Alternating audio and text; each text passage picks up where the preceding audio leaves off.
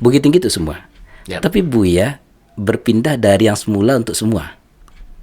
Dari- Mama, ini kita jelaskan yang ini unik-unik masyarakat. Kenapa Buya pindah ke sebelah?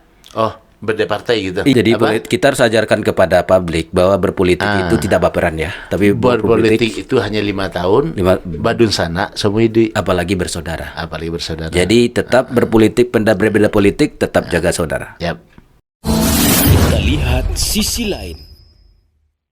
Assalamualaikum warahmatullahi wabarakatuh. Waalaikumsalam warahmatullahi wabarakatuh. Bapak Ibu sahabat setia, senang dan bahagia saya Zulfam Yadi kembali hadir ke layar kaca sahabat.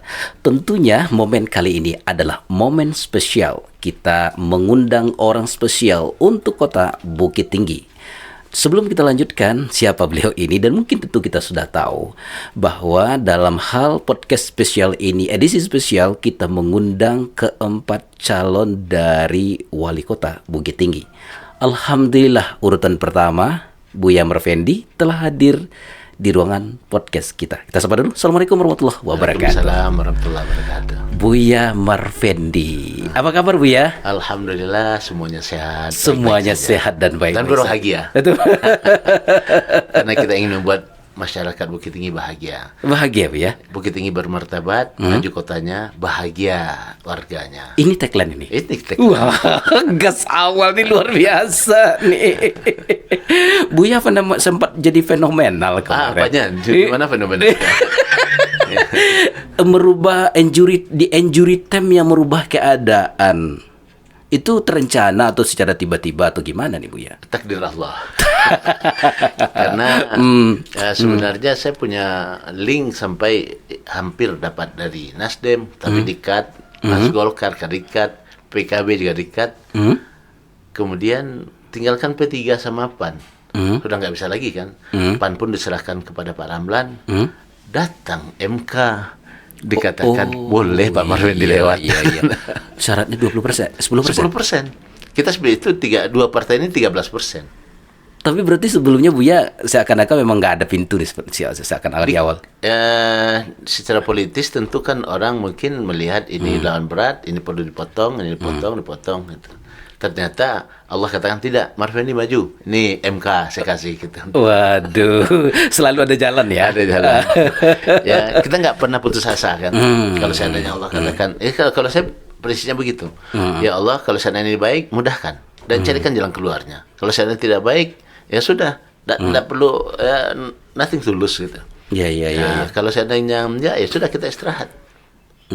Iya. Tapi ternyata MK berkata lain. MK berkata lain. Akhirnya Buya Marfendi dapat jalur untuk maju. Ya. Dan ketika pemilihan nomor kemarin dapat nomor 1. Nomor 1. Gimana rasanya Buya? Ya, nampaknya Allah katakan harus memimpin Bukit Tinggi. Oh gitu Nomor ya. 1 nanti. Optimis sekali Buya ya. Buya yakin nih. Kalau nggak yakin nggak pernah daftar. Oh gitu ya. Siap. Begini, ketika kita menyerahkan kepada Allah, kemudian Allah bukan jalurnya, jangan pesimis. Oh gitu ya. Ya. Tapi ketika Allah katakan tidak, dari awal sudah dipotong sama Allah ini. Kenapa? Kalau sudah terdaftar, kan nggak boleh mundur. Kalau sudah terdaftar, Nggak boleh mundur. tidak boleh mundur. Dia harus bayar. Di KPU kan undang-undangnya seperti itu. Kalau sudah terdaftar, sudah. Apapun. Oh, mau tidak punya uang, kata orang. Itu urusan lain. Urusan sekarang harus menangkan.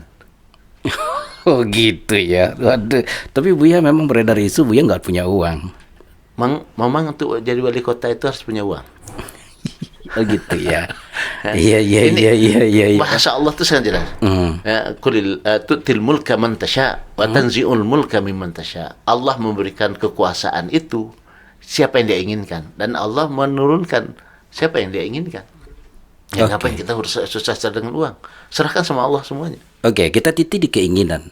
Memang Buya punya keinginan untuk jadi wali kota. Kita ingin mensinkronkan keinginan kita dengan keinginan Allah. Sinkron dia jadi insya Allah. Tapi keinginan kita sekuat apapun, kalau Allah katakan tidak, ya tidak. Gitu ya. Bagaimana mensinkronkan keinginan kita dengan Allah? Ya minta sama Allah, serahkan sama Allah, dan Allah akan buka jalur-jalurnya. Oh gitu ya. Oh siap. Karena masalah kekuasaan ini kan amanah. Jadi bukan untuk mencari popularitas, mencari isi tas. Oh, isi tas. Oh, iya. Tapi bukan itu. Tapi Host banyak nggak ngerti begini tuh ya. Jadi Oke. bukan untuk itu kita jadi pemimpin. Oke. Ya. Pemimpin itu kalau dikatakan Rasulullah itu Sayyidul Qaum Khadimuhum. Pemimpin umat itu adalah pelayan mereka. Saya menginginkan pemerintahan Bukit Tinggi Ketuban itu adalah jadi pelayan masyarakat. Pelayan masyarakat. Bukan jadi orang. Makanya saya akan katakan kepada pegawai, Anda di sini bukan bekerja, tapi jadi pelayan. Kalau siap, oke, ikut dengan saya. Kalau enggak, ya sudah, pergi. Gitu. Gitu. Dan itu harus tegas ya. Kalau itu berarti Buya akan kemas dalam visi dan misi. Oh ya, Apa visi dan misi Buya? Visi Buya apa sih? jelas kalau visinya jelas. Membuat Bukit Tinggi bermartabat lagi. Bermartabat, maju kotanya, dan bahagia warganya. Bermartabat, mengelola pemerintahan ini harus bermartabat. Sehingga pegawai negeri kita itu ada pegawai yang dimanusiakan. Bukan orang dipekerjakan atau dipaksa atau diintimidasi, tidak. Tapi namanya pegawai itu sarjana, ya, masuk mayoritas sarjana ya. Kalau dia sudah kepala dinas, minimal dia sudah 25 tahunan dari bekerja di Bukit Tinggi. Kalau saya katakan, Anda kepala dinas pertanian, apa kerja yang Anda harus lakukan untuk masyarakat? Oh, katanya misalnya meningkatkan produktivitas agar petani kita bahagia. Ini kan bahagia tadi tuh. Bahagia ya, judulnya bahagia ya. Apa kerjanya? Ya, kita korek aja lagi. Apa kerjanya? A, B, C, D. Ayo, saya kasih waktu 6 bulan. Ya. Buktikan. Kalau seandainya rasa-rasanya 3 bulan atau 4 bulan tidak terbukti, ayo saya kasih SP1. Sampai setahun mungkin sampai SP2. Kalau nggak juga berubah, berarti nggak tepat di sini. Gitu. Bukan nggak tepat langsung nonjob, enggak gitu. Anda nggak tepat di sini, mungkin di tempat yang lain. Jadi nggak ada istilahnya apa. Oh, ini kurang enak nih, nonjob. Nggak ada. Dan insya Allah pegawai kita dibuat nyaman. Saya beri waktu mungkin 1 tahunan. Ini pasar misalnya. Kenapa pasar atas itu kemarin saya hadir di puncak-puncak ramainya Bukit Tinggi ketika long weekend Maulid Nabi kemarin. Hari Minggu saya datang. Jangankan lantai 3, lantai 1 saja banyak yang tutup. Dan pasar tanya, kenapa kok tutup? Apa masalahnya? Apa solusinya? Ngapain ide di kepala kita itu nggak perlu, nggak perlu ide. Idenya apa? Kalau saya sering katakan memimpin orang pintar itu harus bodoh. Memimpin orang pintar Harus bodoh. maksudnya gimana? Apa pendapat Anda? Apa pendapat Anda? Oh, begitu. Ayo laksanakan. Buat konsepnya, laksanakan. Minggu depan lapor. Kan jadi orang bodoh aja kita. Sepakat. Anda sepakat, setuju, ayo jalan. Jadi dia mampu mengeluarkan kreativitasnya. Salah satu yang saya inginkan juga kepada kepala dinas atau siapapun, Anda membangun itu bukan apa yang ada di kepala Anda. Tapi tanya pula kepada masyarakat yang butuh. Orang pasar atas misalnya. Kenapa pasar kosong? Kenapa ini? Tanya dia. Masalahnya apa? Oh, masalahnya A, B, C, D. Ayo kita kerjakan. Jadi kita membangun kebutuhan dan apa yang ada di masyarakat. Bukan apa yang ada di kepala wali kota. Kalau di kepala wali kota ini, mungkin saya mengatakan kalau saya bangun ini, saya dapat berapa ya. Itu mungkin kalau di kepala wali kota. Tidak tutup kemungkinan ya. Berapa persentasenya. Tapi kalau apa yang di tengah masyarakat, itu yang kita lakukan, insya Allah masyarakat akan senang dan bahagia. Apalagi orang kita ini. Pantang kelintihan kan. Anu semua biasalah. Nah, itu saya yang khawatirnya adalah ketika masyarakat ini apatis. Ketika masyarakat sudah apatis, itu tidak ada guna pemerintah lagi. Misalnya yang terjadi di foto sampah di pasar atas, Buya sampah Basera. Padahal apa salahnya dia juga ikut menyapu di situ, dikumpulkan. Pelibatan. Ada karena sudah apatis kan. Iya. Ada di Artinya satu dia tempat, merasa ini bukan tanggung jawab dia gitu ya. ya dia ada yang dia foto trotoar, Buya ini bahaya nih Buya, kalau ada orang jatuh, dipakai dalil tuh Umar bin Khattab mengatakan kalau ada yang jatuh nanti dia ditanya di akhirat itu. Saya datang, tidak sampai 1 kilo semen untuk berpikir apa salahnya dia diperbaiki, dan itu berpahala untuk dia kan. Kan lapornya ke Buya. Kalau begitu masyarakat itu yang apatis gitu. Ini tugas pemerintah. Gitu. Saya menginginkan semua kita ini memiliki kota ini, dan kota ini kemudian kita kerjakan bersama. Gitu. Iya, Waktu itu di kampung saya sendiri di Aur Kuning, waktu banjir kan. Wow, tokoh-tokoh masyarakat katakan, ini gimana nih begini-gini ini. Pertanyaan saya gampang, Pak, gitu. Sudah berapa lama orang Aur Kuning tidak gotong royong sana? Iya. Oh, udah 10 tahun lebih belum. Itu wajar kalau banjir. Ya, banjir itu kalau seandainya kita gotong royong membersihkan selokan sekocan, insya Allah nggak banjir kan. Masih perlu gotong royong zaman sekarang, Bu ya? Harus. Kita hidup ini bersama. Kancing baju ini saja dibuat oleh berapa orang coba? Iya. Tidak mungkin kita hidup sendiri. Tidak mungkin kita hidup sekelompok. Gitu. Makanya salah satu tagline di waktu saya buat baliho itu, Bukit Tinggi untuk semua kan, bukan untuk sekelompok orang. Bukit Tinggi untuk semua ya, gitu ininya ya. Wah, itu banyak itu. Bukit Tinggi untuk semua, Bukit Tinggi bermartabat. Ada yang belakang, selamatkan Bukit Tinggi katanya. Selamatkan Bukit Tinggi. Ini jangan dituduh dulu, ntar ada yang merasa tersinggung. Oke. Saya akan jawab, kasih pertanyaan Buya dengan sesuatu yang terbalik. Bukit Tinggi itu semua. Yap. Tapi Buya berpindah dari yang semula untuk semua. Dari- Mama, ini kita jelaskan yang ini unik-unik masyarakat. Kenapa Buya pindah ke sebelah? Oh, beda partai gitu? Iya. Oh, itu biasa-biasa saya di politik. Yusuf Kala saja dahulu ketika dengan SBY keluar dari Golkar kan, menang dia jadi ketua Golkar lagi dia kan. jangan terlalu sensi dengan hal yang kayak gitu. Oh ya, Ini politis itu. Oh, jadi kalau dalam politik itu biasa. Biasa aja. Di Sumatera Barat ini berapa daerah? Padang, Pariaman, Agam, betul banyak kader partai lain juga pindah ke Padang. Itu biasa dalam politik ya. Kalau kita lihat terbiasa. Oh, Cuma mungkin terbiasa. tidak biasa di PKS kali. Dan orangnya Marvendi. Oh gitu ya. Iya. Pak Asraf Haber juga di Agam tidak terlalu banyak pertanyaan masalah itu. Pak Asraf Haber kan bukan dengan PKS maju. Padahal dia anggota DPRD provinsi dari PKS. Iya. Tapi itu boleh-boleh saja dalam sebuah organisasi atau partai ya. Tergantung aturan partai. Oh gitu Bu ya. Kalau aturan partainya mengatakan tidak boleh ya silakan dipecat gitu. Iya. Kalau PDIP jelas itu. Kalau PDIP dia pecat. Tapi kan setelah dipecat kira-kira ada nggak larangan masuk partai balik gitu? Adakah partai melarang orang masuk partai dia? Oke. Saya misalnya nih dipecat gitu. Selesai kemudian saya mendaftar lagi jadi PKS, dilarang nggak? Kami nggak tahu ya. Host nggak tahu. Host pekerja sosial nggak tahu itu. Nah, kita itu Oke, real ya. siap. Wajar seperti Yusuf Kala waktu itu selesai dia dipecat loh kan waktu itu. Besoknya jadi ketua Golkar lagi dia kan. Oke. Karena Jadi berarti ini jangan terlalu dipermasalahkan. oh gitu. Iya. Oke. Tapi nanti Buya yakin ini dapat dukungan publik.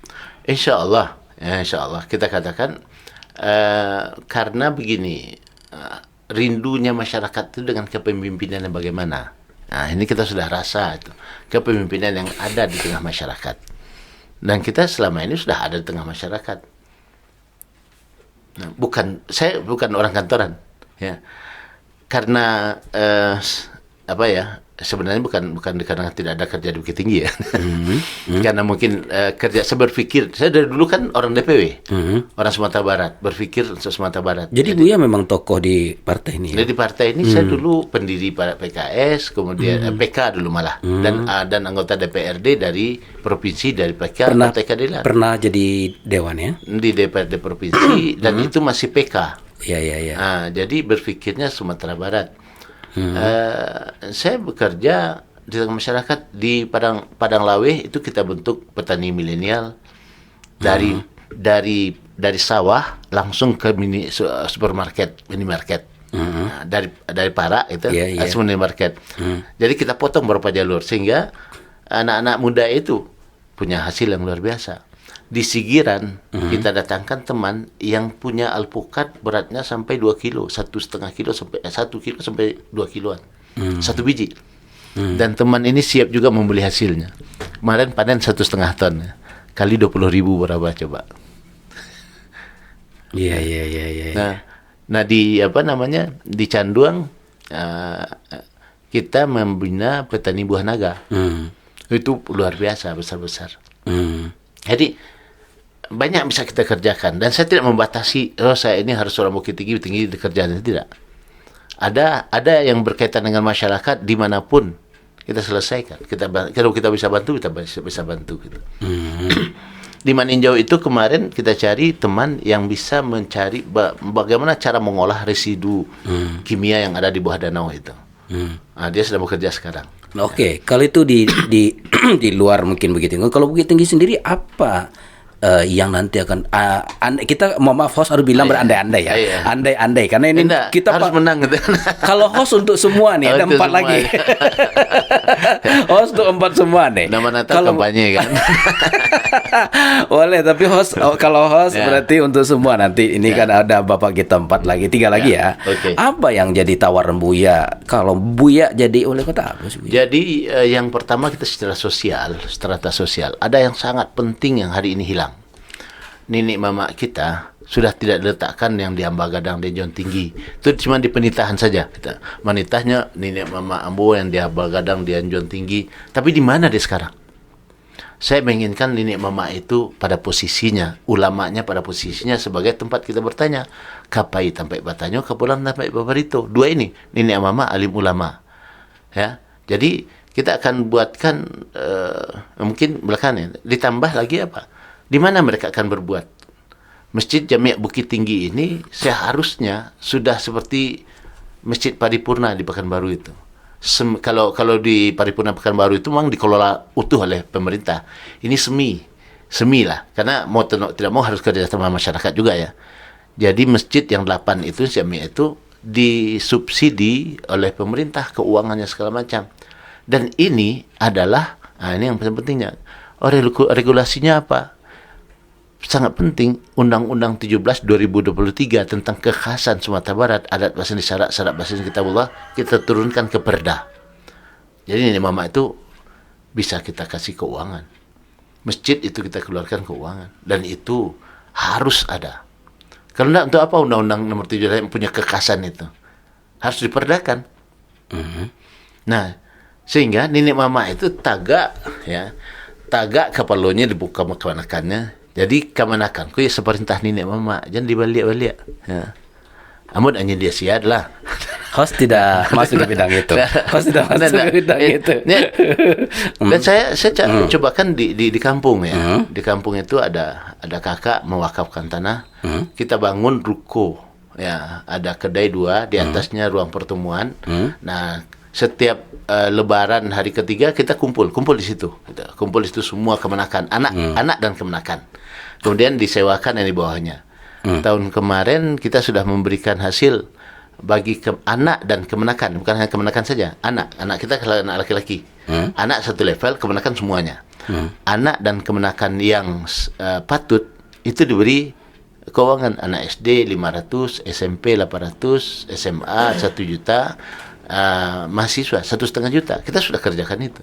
Itu mamanya Marfendi itu, Datuk Bahasa Balimo galanya. Oke. Jadi itu pertama ya. Itu secara sosial harus ada pemerintahan ini. Saya sering katakan pemerintah ini menumpang di Kurai. Yang punya kampung ini nenek mama. Nah hari ini kenapa nenek mama itu sudah berapa banyak? Yang Panguluan 26 kalau nggak salah tinggal 11 orang. Pangkatuan Saratih itu tinggal mungkin sekitar 50 atau 60. Saya tanya, kenapa? Kok tidak diangkat? Salah satu jawabannya, Pak, untuk apa? Ya, kemenakan enggak juga patuh kepada mamanya. Kita juga tidak dapat apa-apa. Baban badek, kita yang Buya, kok baban badek singulang batu, ndak lo boleh tapak gitu. Ndak nyak. Aku sering katakan, ndak nyak, bukan baban badek singulang batu. Batang daduk ini pangpiku aku mah. Ndak lo boleh tapak gitu. Itu kenyataan mama-mama kini. Oh gitu ya. Betapa berat tanggung jawab dia. Tapi apakah ada salari dari pemerintah? Posisinya sekarang kan di bawah RT sekarang. Posisi ini mama. Iya kah? Kalau Pak RT punya gaji bulanan. Itu kan memang aturan secara nasional kamu ya. Mau nasional apa? Nasional itu kan undang-undang dasar bahwasanya tentang adat, ya, tentang adat itu kan diakui. Kalau nanti Buya wali kota itu bisa dirubah. Yang jelas bukan dirubah. Kita menurunkan Undang-Undang Nomor 17 2023 tentang kekhasan Sumatera Barat yang di situ dalam pasal dikatakan berdasarkan berfalsafah adat bahasa Indonesia, syarat bahasa kitabullah, kita tinggalkan turunkan ke perda kan. Oh, jadi perda ya? Oh, membuat perda ya? Iya, harus pakai perda. Kalau enggak, undang-undang itu untuk apa gunanya? Apa kekhasan Sumatera Barat? Adat bahasa disyarat bahasa kitabullah. Pajang dikit satu. Saya di waktu itu bertemu dengan Pak Yanwar Muin. Ya, almarhum, orang tua, Masya Allah. Marfedi katanya, adat bahasa disyarat bahasa kitabullah, itu judul buku, Marfedi. Bukalah halaman pertamanya, buatlah kata pengantar kita. Buatlah daftar isi. Apa yang harus kalian lakukan? Nah, ini anak muda harus berpikir seperti itu. Waktu itu umur saya 39 tahunan ketika bertemu Pak Yanwar. Itu dia katakan. Dan Pak Yanwar Muin itu meskipun dia tamat SMP, tamat STM, dia berpikir jauh gitu. Jauh sekali ke depan. Pertama menemukan TV Borana pun beliau. Oh, beliau. Tapi karena bertemunya di Bukit Tinggi. Nah, dialah satu-satunya orang yang terpaksa didukung menteri di depan presiden. Oh, gitu. Kenapa, Bu ya? Nggak dapat ceritanya ya? Enggak. PLTA itu kan proyek dia. PLTA meninjau. Dia kan gali dari belakang gunung, kemudian dari danau. Seluruh insinyur mengatakan tidak ketemu. Dia bilang ketemu. Menteri juga katakan tidak ketemu. Insinyur Jepang mengatakan tidak ketemu. Dia katakan ketemu, katanya. Bertaruhlah mereka. Kalau ketemu gimana? Saya dukung kamu di depan presiden, kata Pak Menteri. Terpaksa dia dukung. Habis didukung, Digendong maksudnya? Digendong. Oh. Digendong mana itu? Di depan pas peresmian PLTA itu digendong. Dan setelah itu langsung dipecat. Kan itu enggak bisa tradisi Jawa. Tradisi siapa beda siapa itu. Tapi itu kenyataan. Kenyataan ya. Nah, jadi dia bilang, Pak, adat bahasa syarat bahasa kitabullah itu baru judul buku. Oke, judul berarti itu baru judul buku. Alhamdulillah DPR membuat kata pengantarnya, kekhasan Sumatera Barat, adat bahasa syarat bahasa kitabullah. Kita buat daftar isinya. Ada daftar isi pertamanya, Nini Mama harus diletakkan pada posisinya. Oke, baik. Baik, Buya. Berarti ini poin pertama nih. Itu poin pertama itu. Oke. Ya. Buya akan itu jadi itu yang akan Buya jadi stressing Buya nanti. Iya. Kalau kan Buya Marfendi Datuk, Bahasa Balimo. izin, mohon maaf kalau salah-salah menekan Mama mendengar Datuk. Buya. Ini kan Buya dulu baru Datuknya. Nah, kalau tadi di bidang Datuk, di bidang agama apa sih Buya? Kalau di bidang agama itu tadi kan mau tidak mau masjid tadi itu babnya bab ulama. Oke. Ya, jadi adatnya posisi nenek mama ya, kemudian masjidnya kita serahkan kepada para ulama. Kelola ini untuk apa? Ini yang bab keduanya itu kenanya. Bab keduanya itu pendidikan berkarakter. Saya punya keinginan itu diskusi yang panjang dengan beberapa tokoh dan beberapa masyarakat. Salah satu yang terjadi di masyarakat hari ini adalah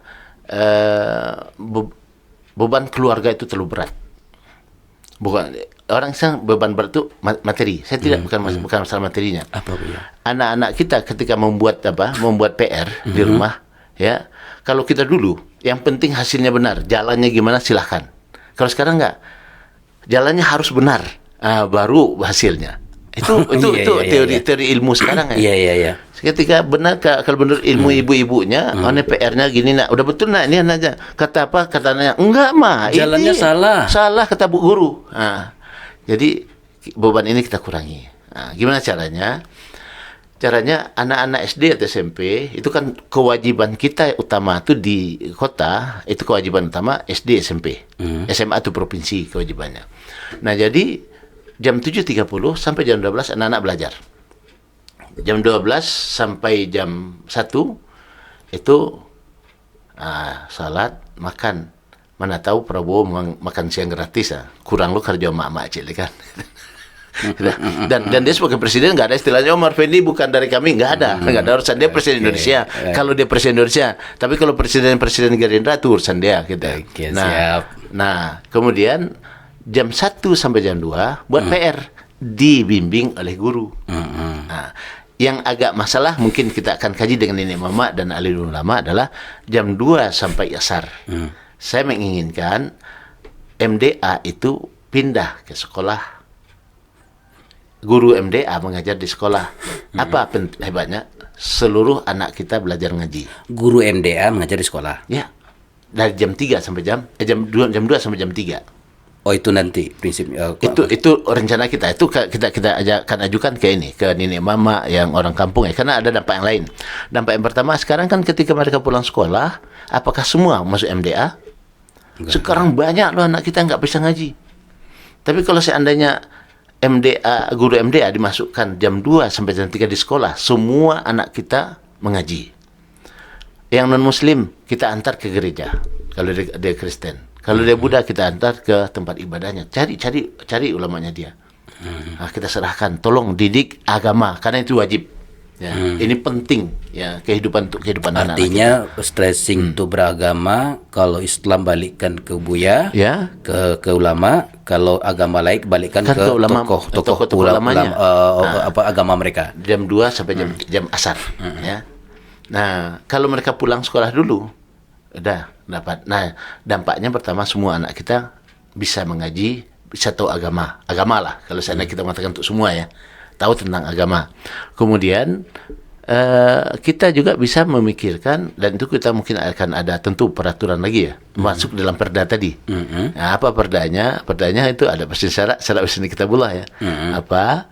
Guru mengaji bergaji guru. Nah, Ada aja ya. Kini kan kasihan. Guru mengaji dan guru bergaji. Guru mengaji dan bergaji. Oh, guru mengaji. Kalau sekarang kan kasihan, guru-guru MDA itu gajinya berapa coba? Kasihan. Bayar cuma anak-anak 10.000, anak-anak aja cuma 15 orang. Berapa uangnya? Itu enggak pantas agama dihargai sekian gitu. Nah, masuk situ. Mungkin yang permasalahan nanti adalah tentu MDA kita mati. Nah, ini yang perlu kita itu apa? Kita buatlah cara-cara lain. Nah, setelah asar mereka pulang bermain tanpa beban PR. Maghrib antar ke masjid. Maghrib antar ke masjid, musala. Jadi masjid dan musala yang ada sekitar itu, dia menerima pendaftaran anak kemenakan yang ada di sekitar situ. Mereka itu dari maghrib sampai isya di situ. Disitulah nenek mama mengajarkan tentang adat. Disitulah ulama mengajarkan tentang agama. Kalau mengajarkan silat, ajarkan silat di situ. Berfungsi masjid dan musala. Masjid dan musala. Jadi tidak hanya masjid, itu masjid dan musala. Nah, kemudian isya pulang, kalau badai silat agak panjang dikit ya. Pagi. Nah, ini kita kan tahun 2021 10 pengurus masjid kita sudah bawa ke Jogokarian. Nah, Jogokarian itu apa? Pagi itu kan dia menyediakan sarapan pagi. Anak-anak, bapak-bapak yang mau kerja, dia sudah siap ke masjid, itu sudah siap mau pergi kerja. Anak-anak sudah siap pergi sekolah. Pula salat, zikir, ada pengajian, sarapan gratis. Hingga anak-anak ini salah satu yang perlu kita ingatkan kepada ibu-ibu ini, ya. Ketika dibangunkan pagi dengan marah-marah, ini amak tak aja, apa KPK rajo, ko nasil masak loleh, kaca-kacai seperti itu dipakai pagi, itu membebani rumah tangga. Nah, itu kita ambil alih kemana? Masjid. Oh, masjid bebannya. Masjid, fungsi masjid nanti fungsi masjid itu menyiapkan sarapan pagi. Gimana caranya? Siapa yang di sekitar masjid jual lontong? Ayo masjid sini, ayo sini. Gitu. Mau katan goreng, mau segala macam. Nah, bapak-bapak, ibu-ibu yang di masjid itu kalau seandainya ada sekitar 500 orang saja, itu insya Allah sudah hidup pula ekonomi di sekitar masjid dan musala. Ya. Dan ibu-ibu ya, yang biasanya mengajar lontong kian kemari, bagusan dia berinfak ke masjid saja. Udah, anaknya makan kok, suaminya bisa minum teh talua, ya. Bisa gratis, bagusan di masjid. Itu di Jogokarian seperti itu. Ya, artinya kalau Jogokarian itu masjid yang anak mudanya hidup gitu ya. Nah, subuhnya seperti Jumat. Nah, makanya kita ingin anak muda kita seperti itu, bukan berjoget-joget, bukan untuk apa nama haha kan kemarin, tidak. Tapi dia adalah bukan objek, tapi dia adalah subjek pembangunan ini. Dan saya katakan, saya di DPRD itu umur 37 tahun, DPRD Provinsi. Oh, DPRD Provinsi 37 tahun. Umur 37 sudah duduk di DPR ya? DPRD ya? Dan Alhamdulillah saya pengennya masuk ke Komisi 5 waktu itu. Komisi 5 itu komisi air mata, kata orang. Kesehatan, pendidikan, sosial, kesra gitu. Saya pilih di situ. Di situ Bu ya pilih dulu. Karena saya menginginkan dengan masyarakat gitu.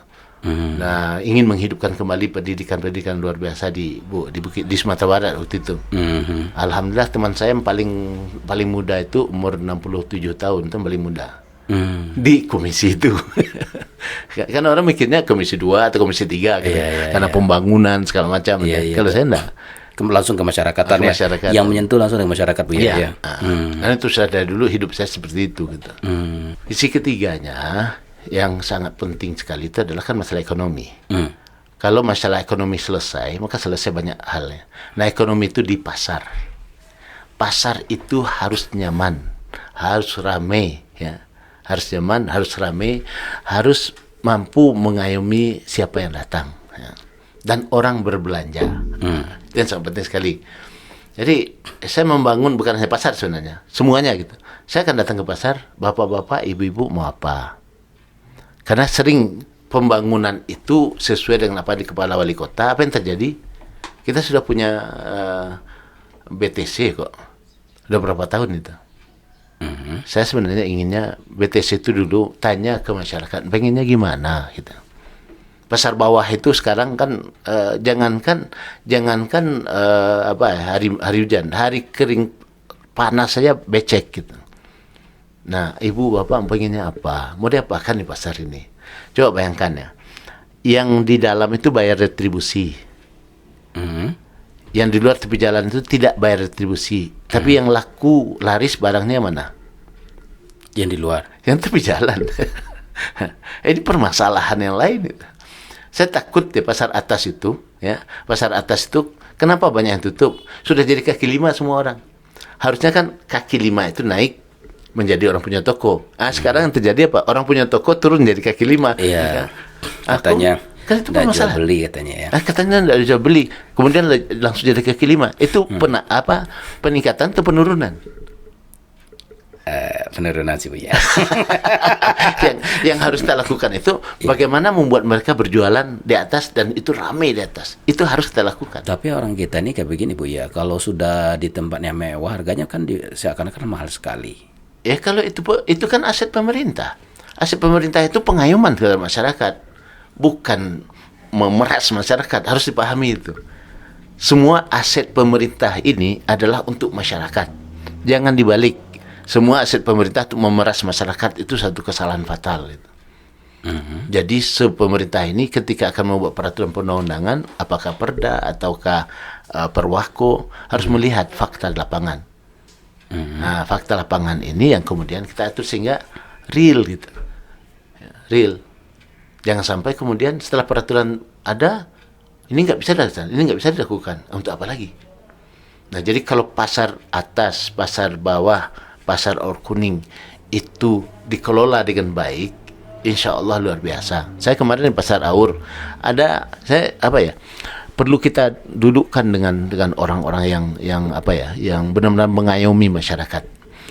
Di pasar bawah itu ada keluhan masyarakat, itu langsung ya, Pak, kenapa kok nggak boleh mobil pariwisata masuk ke Aur Kuning? Ya, saya bilang kenapa?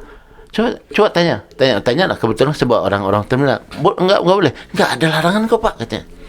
Tuh gimana Bu? Orang dari Kuala Lumpur turun busnya ada di Kodim, ada di Sofia, ada di penjara sekarang, naik angkot ke pasar Aur.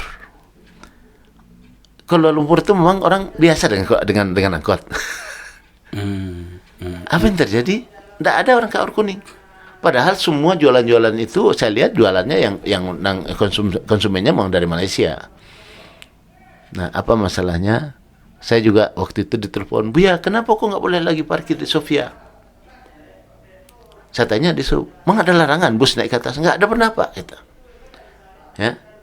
Sekali saya kelewat di Birugo, ternyata ada nyetop bus itu wajib masuk sini gitu.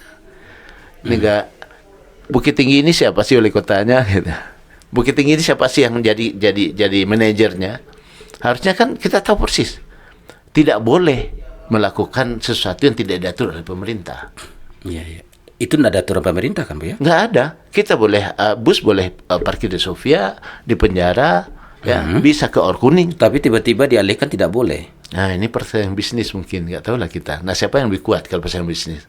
Ini bukan hutan ya. Siapa yang kuat berkuasa enggak gitu. ini negeri kita. Tapi ada juga niat baik kali Bu ya. Kan kalau bus-bus besar itu kan macet, begitu tinggi macet kali begitu ya. Tapi harus ada dengan aturan sebenarnya Di ya. aturan. Saya tertariknya begini, tapi ini mungkin kita kaji lebih panjang. Saya pernah ke Thailand. Oke. Nah, di Thailand itu seluruh wisatawan disubsidi pemerintah 50%. 50%. Apanya Bu ya disubsidi? Semuanya. Jadi kalau kita ke Thailand itu kemarin kita 5 hari 6 juta. Masuk tiket, masuk hotel, tambah bus di sana. Tapi harus kunjungi A, B, C, D. Harus kunjungi itu. Wajib kunjungan Wajib itu. kunjungi itu. Kalau tidak kunjungi itu, Nggak dapat diskon. 12 juta. Nah, Emang tujuannya apa? Kan bukannya datangnya wisata itu untuk mencari income. sampai dia income langsung ke pemerintah kan tidak bisa juga dari wisata. Dari mana income-nya? Dia datang ke situ beli, orang situ bayar pajak. Oh, pajak ya. Jadi Idenya, semakin dia murahkan di sini, belanjanya jadi banyak, Ya. income-nya income-nya dapat. masuk. Jadi dia mencari jalur supaya air itu masuk ke sini. Gitu. Nah, saya lihat wah ini luar biasa Thailand. Masuk ke kebun kurma, kemudian masuk ke pabrik madu. Dia sudah itu UMKM itu sudah benar-benar dibenahi dengan baik sehingga packagingnya itu packaging luar biasa. Jadi pancingannya dikit, seakan-akan tuh pengurangan. Ikannya kegedean. Kegedean. Betul ya. Nah, Iya. saya berpikir kan sekarang kan dilakukan hanya oleh person. Misalnya supir terpaksa singgah di tempat Sanjay A gitu kan. Karena apa? Supirnya dapat ini gitu. Kan itu personal. Coba kalau pemerintah melakukan itu, boleh. Jangankan supir, travelnya kita kasih, tapi kunjungi ini A, B, C, D gitu. Gitu. Sehingga itu langsung jadi promosi, kemudian orang kebanyak belanja di situ ya. Cuman masalahnya apa? Apakah nyaman wisatawan itu datang ke Aur Kuning? Apakah nyaman ke pasar atas? Kerja kita pemerintah membuat kenyamanan itu. Nyaman lah Bu ya. Silahkan datang. Silahkan datang dan nilai sendiri. Gitu. Gitu. Oke. Luar biasa nih. Kemudian memang jadi ekonomi kalau masyarakat itu ekonominya baik ya berkembang, saya kira masalah-masalah yang lain itu terselesaikan sudah sebagiannya itu. Nah tinggal kedepannya apalagi ya kedepannya kita apa masalah-masalah yang ada hari ini, masalah yang fakta gitu, banjir, sampah, macet, parkiran, air bersih. Kita baru 40% loh mengairi. Ini kota ya. Ini kota baru mengairi 40% dari air PDAM-nya. Itu hak asasi. Kalau saya katakan itu dosa kita kalau nggak kita penuhi. Ya. Hak asasi. Ya, tapi nggak bisa untuk semua karena faktor lingkungan Bu ya. Enggak faktor lingkungan. Kita harus kreatif. Masa di Bukit Tinggi yang di sebelah sana ada Tambuo, sebelah sini ada Ngarai, di atas banjir tapi kekurangan air, kan lucu. Apakah kita nggak punya? Saya katakan kita punya sarjana atau anak ini. Yakin dah Bu ya kalau Buya nih jadi wali kota, yakin Buya bisa dapat semua. Saya tantang itu PU. Saya tantang PDAM. Anda bisa nggak mengairi Bukit Tinggi? Kalau Anda nggak bisa, ngapain jadi kepala PDAM? Wah seru nih. Host yang bertanya, pemirsa yang memutuskan kan. Tapi Buya nih, kalau Buya ini nih yakin bisa ini tantangan luar biasa nih. Tantangnya, saya juga menantang. Oh, tantangannya juga menantang gitu ya. Ya saya sudah katakan tadi ya. Ini ASN kita yang kepala dinas eselon 2, eselon 3 itu kan sudah bertahun-tahun di sini dan dia sarjana. Nah, yang paling penting Pak, letakkan orang pada tempatnya. Kalau dia orang bab teknis, letakkan di teknis. Jangan diletakkan di yang lainnya. Dan kalau dia keuangan, Anda SE nggak, bidang akuntansi nggak gitu. Kalau dia keuangan, kemudian ternyata dia kuliahnya jurusan psikologi kan nggak masuk. Anda harus di situ gitu. Nah, kemudian Rekman on the right place itu wajib. Karena memang Rasulullah sendiri kan katakan iza wushidal amru ila ghairi ahli fantazir sa'ah. Kalau seandainya ada hal dikerjakan oleh orang yang tidak pada tempatnya, tunggu saja saat kehancuran. Jadi itu harus ditata. Makanya saya katakan ketika dengan pegawai itu kita akan buat penilaian integritasnya segala macam.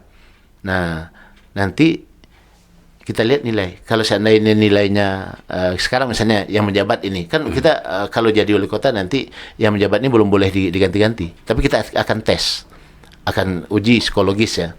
Kalau nilainya tidak cukup, Pak, Bapak nilai Pak kurang, tolong tambah. Saya kasih waktu 3 bulan. 3 bulan kita uji lagi, masih kurang. Ini udah SP1 Pak gitu. Naik lagi gitu. Nah kalau saya ada tempat mungkin Bapak bukan di sini. Kita kan bisa di psikologi itu kan ketahuan dia di mana seharusnya diletakkan. Oh, mungkin salah letak saya. Kan saya yang salah letak. Ya, kan wali kota yang mengatur ini sini. Mungkin saya salah letakkan di tempat yang mungkin lebih tepat. Bukan kemudian Anda nonjob. Enggak, bukan demikian. Sehingga yang kita inginkan sarjana itu dengan ilmu dia menyelesaikan masalah-masalah masyarakat. Dia bukan membantu wali kota ya. Dia menyelesaikan masyarakat. Kenapa? Kalau saya pemerintah ini sukses menyelesaikan masalah-masalah masyarakat, yang sukses saya bukan mereka. Tidak pernah ini yang paling hebat itu adalah pegawai. Tidak. Ya Pak wali kota. Efeknya wali kota ya. Wali kota. Gitu. Nah jadi kita inginkan menyelesaikan masalah-masalah faktual, termasuk masalah anak muda. Kita tidak punya Medan Nama Lindung sekarang lagi. Medan Nama Lindung kita sudah jadi parkiran. Tapi apa perlu ya? Anak muda sekarang nggak penting Medan Nama Lindung. Siapa yang bilang? Karena saya pembina sanggar-sanggar Sumatera Barat, sanggar tradisional anak muda Sumatera Barat. Yang tembu-tembu itu kan anak muda. Oh iya, Bu. Oh salah tanya saya Bu ya. Ya tapi ini masih saya ingin bertanya Bu ya. Ini tapi serius ini masih penting. Kan anak-anak sudah asik dengan gadget. Itu yang kita alihkan ke sini. Kita ingin mengalihkan, bukan gadget itu seperlunya, ya. Tapi kan kita lihat itu berapa sanggar anak muda yang di sekitar Bukit Tinggi minta Buya kalau Buya jadi wali kota ada benda nama lindung untuk kami mengekspresikan diri. Ya. Coba lihat ada berapa sanggar yang dibina sekarang itu, luar biasa. Sampai kita insya Allah mereka-mereka ini kita didik, kita bina, kita bawa ke luar negeri. Untuk apa? Ini kan gitu. Dari Bukit Tinggi itu dunia gitu. Itu pertama. Kita tidak punya lagi sarana prasarana yang cukup untuk olahraga. Kurang atau tidak? Ada lah Bu ya kan? Kurang. Nggak cukup. Nggak cukup? Nggak cukup. Atas Ngarai itu kan nggak bisa diapa-apain lagi. Untuk sepak bola? Ya, sepak bola. Sembat. Lihat tahu sembat? Nggak Bu ya? Nggak tahu sembat ya. Sembat itu kolam renang. Oh, kolam renang. Swimbat. Swim. Oh, swimbat. Oh iya. Orang Minang dulu itu hebat. Bat ya, swimbat. Jadi kolam renang ya. Kolam renang. Dibuat bahasa Minangnya swimbat. Sembat. Nah, sembat kita itu ya mungkin ya kalau saya lihat itu tidak bocor, coba buatan tahun berapa itu tidak bocor, mungkin kedalamannya terlalu dalam. Ya, kita olah lagi gitu. Mungkin juga yang permasalahan dulu adalah pembuangannya itu langsung muncrat. Kita buatlah jangan sampai kalau muncrat dari dia turun kemudian lepas ke bawah. Itu merusak Ngarai kan. Kita buat alirannya ke bawah, langsung pakai pipa sampai ke bawah. Sehingga ganti-ganti itu nggak ada masalah lagi gitu. Ganti airnya ya. Nah, itu bisa kita pakai. Gor kan tidak efektif. Sport hall udah ada tonggak-tonggaknya tapi belum selesai. Kita harus selesaikan. Buki Ambacang itu adalah lapangan pacu kuda tertua di Indonesia. Di Indonesia, ya di Indonesia. Baru tahu kita ya. Nah, karena saya wakil saya kan Fauzan Hafiz. Oh gitu ya. Orang perkuda ya. Tahu persis sejarahnya. Kemarin dia membawa uang untuk ke Takengon untuk membuat lapangan pacu kuda di Takengon itu 130 miliar.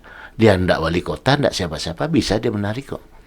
Menarik uang dari pusat. Dari pusat ke Takengon untuk membuat lapangan pacu kuda. Saya bilang, kenapa kok nggak Bukit Tinggi? Kan pun di Aceh Bu ya.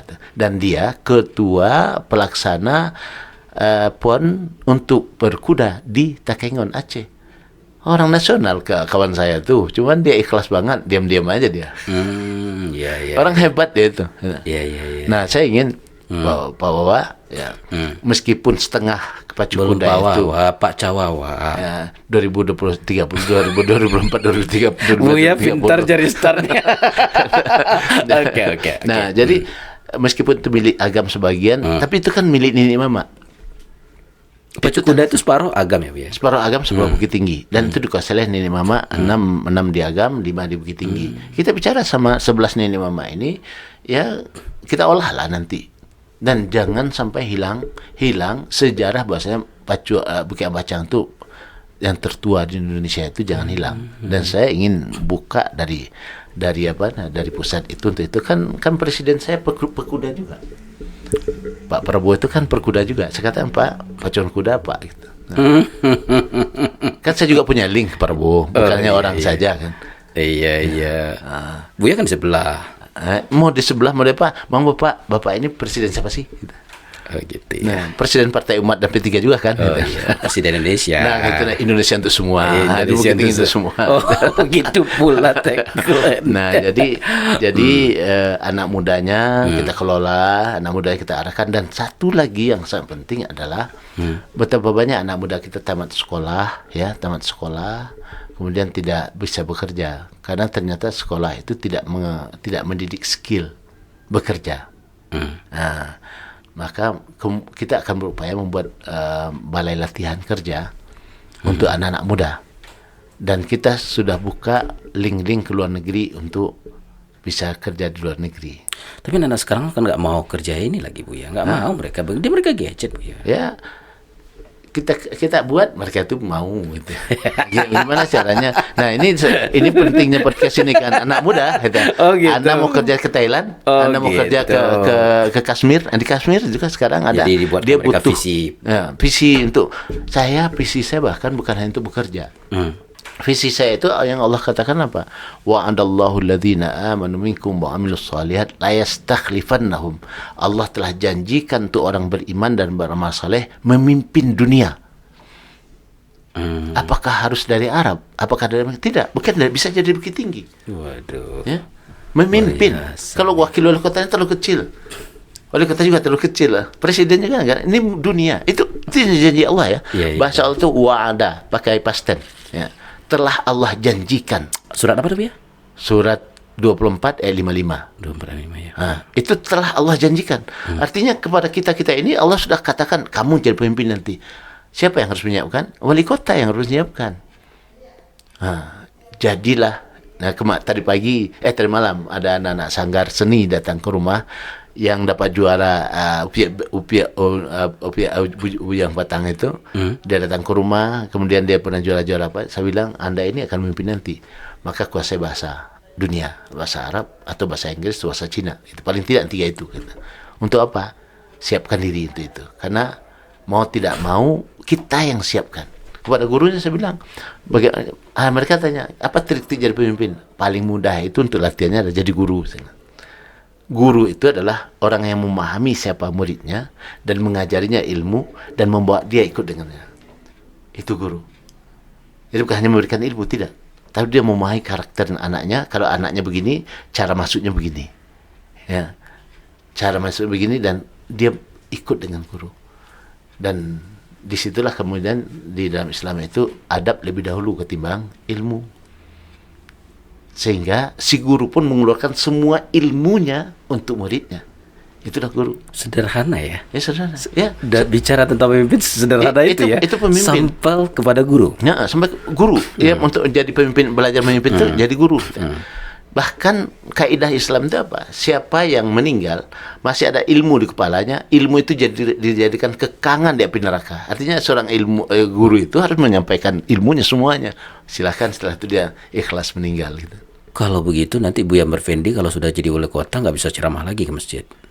Harus ceramah. Tetap ceramah masih tetap nih. Wajib itu kewajiban. Serius nih Buya. Itu kewajiban. Karena yang tadi ya. Berarti walaupun jadi wali kota. Mau jadi wali kota menjadi apapun itu tugas wajib. Ya. Ya, karena menyampaikan itu kan kalau masih ada tinggal di sini nih, makanya ilmu itu untuk orang hidup kan. Oke. Salah satu kekurangan ilmu silat kita di Minangkabau itu karena ada nasa pinggi di simpan guru kan. Akhirnya kita kan sekarang Hilang ya, habis ya.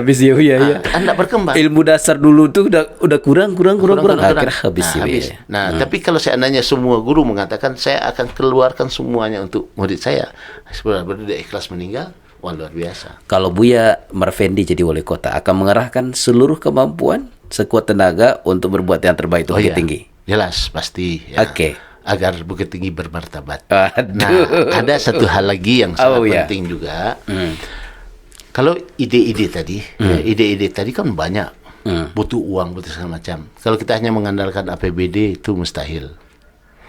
APBD kita dulu pernah, itu yang Pak Ramlan katakan dulu 1 triliun. Sekarang ini APBD kita sekarang 730 miliar. Dari tahun 2021 itu 1 triliun kurang dikit ya. Jadi tidak salah juga karena memang dipotong untuk IKN.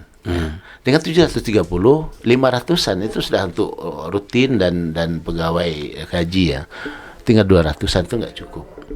Nah, maka saya punya ide dan itu dengan teman-teman dari Jakarta bagaimana membuat potensi di rantau itu dibawa ke ranah. Nah, dulu ada Gebu Minang, tapi tidak sukses. Nah, saya Gebu Minang gerakan 1000 Minang ya. Ini berinfak 1000 dulu. Ya. Ya kalau 1000 saya tidak usah jauh-jauh.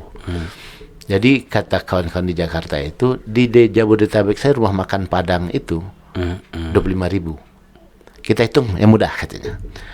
Kalau seandainya 10.000 saja, satu rumah makan itu satu hari 100 porsi saja. Kita minta infak apakah dari yang makan atau dari yang punya rumah makan 500 rupiah saja per porsi. 500 kali 100 kali 10.000 kali 1 bulan 15 miliar. Banyak juga sih ya. dan kita waktu itu diskusi dengan rumah makan Padang, Pak. Iya. Bapak ini kenapa kok ramai orang di sini? Kan gara-gara rumah makan Padang kan? Bapak bayar royalti enggak kalau udah makan Padang? Harus membayar royalti dia dong. Ya benar lah, dia sudah pakai rumah makan Padang. Oh keren juga nanti. Gimana? Kita nggak minta banyak, cuma 500 orang. Tapi kan itu ketika Alfamart, Indomart pakai seperti itu sampai 1 triliun lebih. Iya. Kalau seandainya 1000 dia ada punya itu 500 saja satu hari berapa uang berputar ya? Ini keren nih potensi umat nih Bu ya. Nah, bagaimana caranya mau mengambil? Nah, itu rahasia saya. Oh, jadi ada yang dirahasiakan. Iyalah. Tapi itu loh. Saya tanya kepada teman, kalau itu saya harus bekerja untuk Sumatera Barat. Iya katanya. Harusnya jadi gubernur. Jangan dulu. Nanti saya berlawan Mahedi kan nggak enak saya jualan. Buya masuk kaji setes katanya. Sabar Buya, sabar. 2009 ya. Tapi itu fakta ya. Oke. Item di Alfamart Indomart itu kan ribuan. Iya. Bisa cekat Jadi, masuk kan? Iya benar ya. Lah kenapa kok hanya berapa? Satu meja itu kan paling tinggi itu 25 item. Kenapa kita nggak masukkan ke aplikasi cek selesai? Pisahkan 500. Selesai. Apalagi zaman sekarang zaman IT mudah banget. Saya bilang sama teman itu, saya mau ngelola, tapi syaratnya satu, saya tidak pegang uang. Oh gitu ya. Gimana caranya? Pakai iya. Dan itu langsung terdokumentasi. Marfendi mengambil sekian hacek. Nggak mudah kalau kayak gitu. Jadi saya udah minta seperti itu. Nah, coba kalau seandainya 15 miliar saja setiap bulan ini rutin datang, ya, selesai. Nah, saya katakan waktu kemarin tidak ada anak kemenakan saya yang tidak sekolah gara-gara tidak punya uang. Dan kemudian juga kita akan coba kalau seandainya banyak masuk nih. Tidak ada anak kemenakan kita yang tidak punya rumah yang layak. Tidak ada anak kemenakan yang tidak punya rumah layak. Kalau dengan bedah rumah dengan APBD, dengan Basnas segala macam, harus ada sertifikat tanah milik kan. Tapi kalau ini dia butuh dan dia sewa, ayo kita bangunkan. Uangnya dari mana? Itu tadi yang 15 miliar. Oh itu. Aduh. itu baru Jabodetabek lah ya. Gitu ya. Nah, ada di Aceh, dia di Korem sekarang, dia siap mencarikan rumah makan di Aceh. Ada di Medan sekarang, dia siap. Jangan dulu saya bilang. Udah, saya akan uji coba dari Jabodetabek kita. Kalau sukses ini, masuk ke Sumatera Jawa aja kita kelola ini. Miliaran. Hanya Rp500 kok. Wow. Dan itu dikelola secara digital, nggak boleh yang lain. Gitu. Dan orang yang mengelolanya orang yang benar-benar ingin untuk masyarakat, bukan untuk bangsaku yang ini. Ya. Kan bangsakunya dua, ada bangsaku yang itu, ada bangsaku yang ini. Iya. Karena itu kan mata air ya. Iya. Mata air. Bahaya kalau ndak kuat-kuat kita bahaya itu. Iya. Oke. Nah, jadi bagaimana membuat potensi rantau masuk ke ranah dan bisa dimanfaatkan saat ini. Kalau APBD nggak bisa ya. Hari APBD ini nggak ada aturannya. Nah, pertama aturan ya. Nggak bisa yang kebutuhan hari ini. Harus prosedur dulu ya. Prosedur tahun depan. Kalau hari ini kita masukkan. Iya. Anak saya Pak kuliah 1, masuk SMA 1, masuk SMP 1, masuk TK ini mahal pula dari dia hari ini. Kalau enggak bisa sekolah. Bisakah APBD? Enggak bisa. Tapi keuangan ini bisa. Ini menjawab kebutuhan hari ini untuk hari ini. Kebutuhan hari ini untuk hari ini. Nah. Waduh. Dan saya akan katakan ini wakaf. Wakaf rumah makan Padang. Ya. Kalau wakaf itu kita kelola lebih fleksibel ya. Zakat tidak ya. Ya, zakat sudah tertentu. Zakat tertentu hanya 8 dan itu personal. Nah, dan itu personal. Dan itu harus diteliti orangnya benarkah gitu. Kalau ini mau apa? Nah. Bahkan juga bisa diproduktifkan. Ya, kan investasi jangka panjang ya. Coba lihat. Kenapa kok di Bank Ar-Rajhi itu masih ada rekening namanya Utsman bin Affan? Memang uang Utsman. Iya. Dari uang Utsman. Karena yang diwakafkan oleh Utsman itu bukan airnya, tapi sumurnya. Sumurnya ya. Nah, sumurnya itu berair terus. Itulah yang mengalir sampai sekarang. 14 abad coba ya. Nah, saya sering tanya kepada bapak-bapak, ibu-ibu, karena kalau kita meninggal, rekening kita kira-kira gimana? Diganti namanya, Iya. Kalau ini Utsman bin Affan. Jadi harus segera berwakaf nih. Nah, coba lihat di belakang Masjid Nabawi itu ada sekarang namanya Hotel Utsman bin Affan. Itu dari wakaf Utsman bin Affan. Bangunan Zamzam. Tower Zamzam itu kabarnya juga wakaf ya? Tower Zamzam itu ada 11 hotel internasional, ada mall, ada segala macam. Di bawah jam itu tertulis Al-Waqfu Malikul Fahad bin Abdul Aziz. Wakaf dari Raja Fahad bin Abdul Aziz. Nggak perlu kenceng-kenceng kayak gini gitu. Nah, siap. Dan itu dana spend insya Allah nggak ada gini-gini. Aduh, Masya Allah Bu ya. Ini keren sekali nih. Cawako ya. Iyalah. Saya bilang Cawako nomor 1. Wali Kota 2025-2030. Itu kata Buya. Saya bagi host Cawako ya. Buya pintar kali ini. Buya, pemimpin harus mampu melihat dengan lapang hati dan pikiran yang jernih. Ini keempat dari Cawako kita ini adalah orang-orang hebat untuk Bukit Tinggi. Oke. Buya, saya ingin tanya apa pandang kebaikan-kebaikan dari yang pertama sekali dari calon-calon ini? Sebelumnya mungkin begini, saya ini berpolitik yang praktisnya partai itu 98. Tapi sejak 84 sudah aktif. 84 sudah berpolitik ya? Sudah berpolitik ya. Bagi saya semua orang-orang yang ada yang memikirkan negeri ini, dia adalah orang baik. Dia orang baik. Oke. Dia berpikir untuk negerinya. Ya. Siap. Apalagi dia jadi wali kota, pernah wali kota. Apalagi dia calon. Ya. Makanya ketika saya kalah dulu dengan Pak Ramlan, ketika pengukuhan, saya hadir. Oh iya? Hadir. Dan saya sendiri yang hadir. Oh iya. Ketika pengukuhan di DPRD, saya hadir. Hadir Bu ya? No problem. Kenapa? Itu tadi ya. Berpolitik sekali 5 tahun, tapi bakampuang ko sa duit gitu. Nah, jadi enggak ada istilahnya kita setelah beda pilihan kemudian beda ini, enggak ada. Pilihannya sekali 5 tahun. Ya. Nah, semua yang maju dengan motivasi untuk Bukit Tinggi ini itu berarti dia orangnya baik. Oke. Itu kadar dasarnya ya. Itu dari dasar. Makanya ketika sebelum saya maju itu saya kunjungi wali kota yang lama. Minta nasihat, minta pedoman, minta petunjuk, bukan untuk wali kota tapi minta apa yang harus saya lakukan gitu. Pak Jufri, Pak Aristo ya. Ya, orang tua-tua itu saya kunjungi gitu. Untuk apa? Untuk melihat sebenarnya beliau ada cita-cita beliau yang belum terselesaikan, yang harus kita selesaikan. Saya nanti juga seandainya Allah takdirkan menang, saya panggil yang 3 ini. Apa visi Anda? Ayo kita lakukan bersama. Buya keren kali bahasanya. Ya, Oke. Karena dia pasti punya keinginan yang baik ya kan? Ya. Keinginan itu yang kita ambil. Ya, bukan beda pilihannya. Saya tanya gini dulu deh. Kalau itu Buya sudah menang, ini pintar kali Buya. Kebaikan apa yang nampak? Saya tanya dulu yang pertama, Buya. Pak Herman Safar, Herman Safar. Kebaikan apa dari beliau? Luar biasa dengan anak muda, ya. Beliau ya? Dengan anak muda mampu mengayomi perasaan anak muda dan ada dengan anak-anak muda. Waduh. Makanya saya harus mengambil anak muda untuk pilihan saya.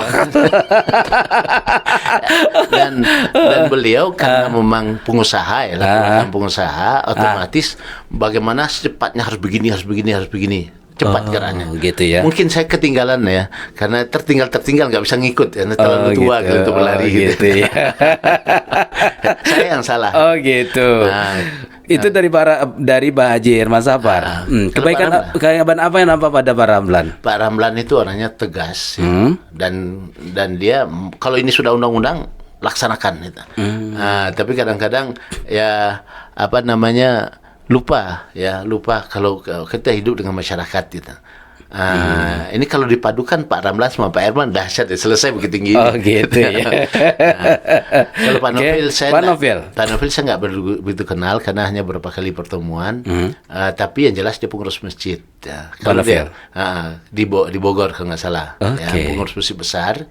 Nah kalau dia sudah ngurus masjid berarti baik orangnya. Mau dia sudah bekerja di Humpus kalau nggak salah, beliau kerja di Humpus dahulu, kemudian jadi mengelola sebuah masjid ya. Dan masjid itu bagus pengelolaannya. Mudah-mudahan ya ketika saya jadi wali kota nanti dia masukkan ini manajemen yang bagus Pak Marfidi. Gitu. Saya akan minta pendapat mereka ini semuanya setelah jadi wali kota. Waduh.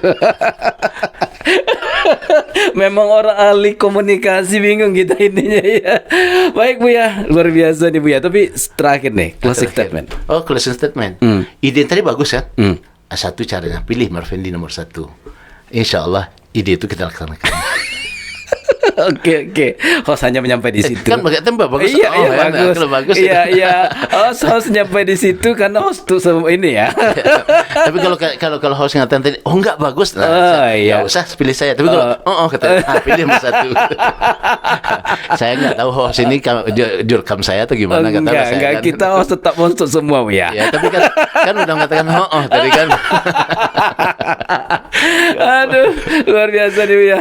Baik Buya, luar biasa. Ini semoga yang kayak tadi kita berdoa kepada Allah, semoga Bukit Tinggi mendapatkan pemimpin yang terbaik. Dan ini sekali lagi kita disclaimer, kita tidak mengundang satu Buya saja, tapi memang kita undang untuk semuanya. Keempatnya kita undang nih Buya, kita berbagi pengalaman sehingga nanti sudut pandang berbeda. Karena kan ini sisi lain Buya. Dan tidak tertutup kemungkinan nanti datangkan keempat-empatnya, ayo kita diskusi sama gitu. Wow, boleh Buya. Keren juga. Siap Jadi Buya. Tempatnya agak lapang, kita diskusi bersama. Iya, kita lihat sisi lain dia sisi ya. lainnya dia gimana gitu. Oke, ini keren sekali nih. Keren. Nah, berempat kita tampil kan. Siap Buya, Saya siap. berteman bersaudara semuanya. Aduh. Kakak Aniir, kakak Pak Ramlan meninggal, saya datang langsung di situ. Gitu ya. Sebelum jenazah saya sudah duduk di situ. Enggak ada masalah gitu. Nah, itu dia. Jadi kita harus ajarkan kepada publik bahwa berpolitik itu tidak baperan ya. Tapi berpolitik itu hanya 5 tahun. Badun sana semua itu. Apalagi bersaudara. Jadi tetap berpolitik, berbeda politik, tetap jaga saudara. Yap. Demikian barangkali Buya. Yep. Akhirnya sampai di sini dulu kebersamaan kita sahabat. Saya Zulfamiadi. Saya Marfendi, Datuk Basa Belimo, Wali Kota 2025-2030, undur diri. Mengucapkan terima kasih. Akhirul kalam. Assalamualaikum warahmatullahi wabarakatuh. Waalaikumsalam warahmatullahi wabarakatuh.